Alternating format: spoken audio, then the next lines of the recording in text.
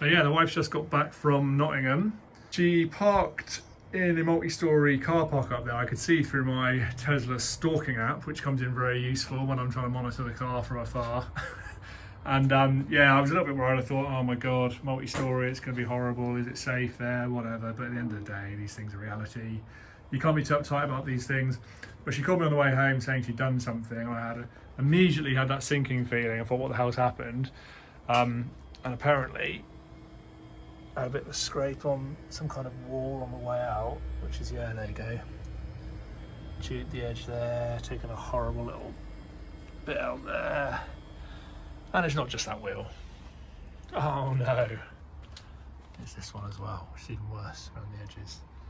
So yeah, luckily, a friend of mine works in a body shop and he's really good with stuff like that, so I'll get it sorted as soon as possible. I'm not going to hang around and wait because stuff like that does my head in. I think in time, bit of wear and tear, you just get used to it, don't you? But when you've only had it a few weeks, you just want it done. So yeah, I'll let you know how much that costs and how easy a fix it is in a little while. Okay, hello again. So in this video, I want to talk to you about my charging setup. So this is my first ever electric car. I had no idea really about charging, having a charger fitted, how it was going to work. I'd heard about granny chargers. I'd heard about people spending best part of £1,000 on a charger from Octopus. So I'm going to show you what I did. And I think you'll find it quite interesting. If you're new to this game, then you can save a lot of money, and I will show you how I managed to save hundreds of pounds on that and how it works absolutely perfectly for my Tesla. I charged it to 100% last night because my wife is going to Nottingham today on work, and I will tell you how that works because there's a few little idiosyncrasies, a few little things that you may or may not expect from that, depending on how much research you've done and how experienced you are with Teslas and charging. And I'm going to run you through a little bit about how the screen works, some of the technology in the car, some of the good things, some of the things that have potentially surprised me a little bit and stood out. I think it's really important with these videos. There's loads of stuff out there about Teslas, I know that, but I think YouTube's really good in terms of having that variety and choice. So I tend to find that some videos have stuff that I find really useful, other bits don't. I think the more videos that we do, the more we put on YouTube, the more we get to help each other, and I think that's really helpful, it's really useful. I found the Tesla community to be really helpful so far. Any comments on my videos have been really constructive. You've helped me with a few things that I wasn't aware of, which has been really useful, and I'm hoping I can help you as well. So hopefully these videos are useful to someone. I'm not crazy about getting like thousands and thousands of views or anything like that, but at the same time, please feel free to like and subscribe. It's really appreciated. It's a real feel-good thing. It's really nice. And I think these Teslas are feel-good cars, to be fair, which I will talk about in a little while. So yeah, bear with. Let me know in the comments below if there's anything in particular you want me to look at or test. I'm quite happy to do anything with this car. Really enjoying it so far. I'm about 3 or 4 weeks in now. So yeah, cool. See you in a bit. So the wife is heading to Nottingham today from Cornwall. I'm trying to get it to 100% for her, but I've stopped at 99 because the last 1% is taking ages, which is what it does to try and preserve the battery. There we go. I've got it at 25 amps, but it won't let me do any more than that anyway. Normally maximum 32, but it slows right down deliberately, that's fine. So I will stop charging. You can do this on the phone as well. Unlock charge port. That's interesting, it's actually showing as 100% now on the battery. If I go to that, 307 miles it's suggesting, but it still had a bit left to go actually, so, but that's interesting anyway. I will see how she goes and she will let me know how the journey goes, and I will let you guys know.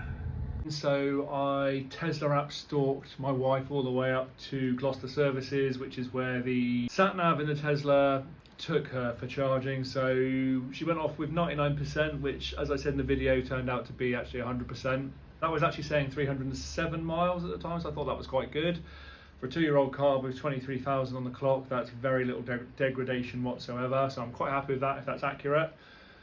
However, she got to Gloucester Services, which is about 200 miles away, and she had about 13% charge left. Now, to my mind, the way I've been driving the last few weeks, 13% doesn't get you very far. So that's way, way off the 307 predicted. But that's driving on fast roads. Pretty much the whole way from here is kind of main road, dual carriageway, motorway.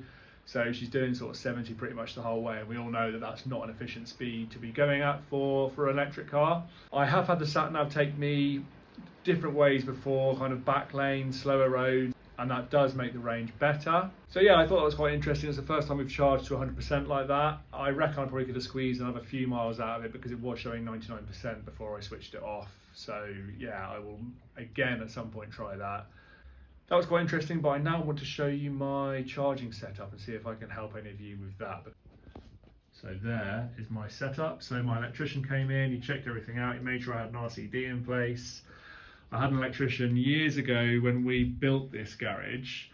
He wired the place up and he said to me, do you want enough power there to run something such as a welder?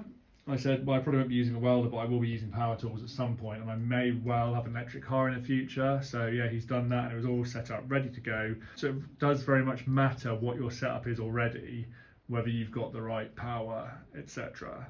I know there's an RCD in there apparently. This is a 32 amp Commando socket. It was 137 quid, fully fitted.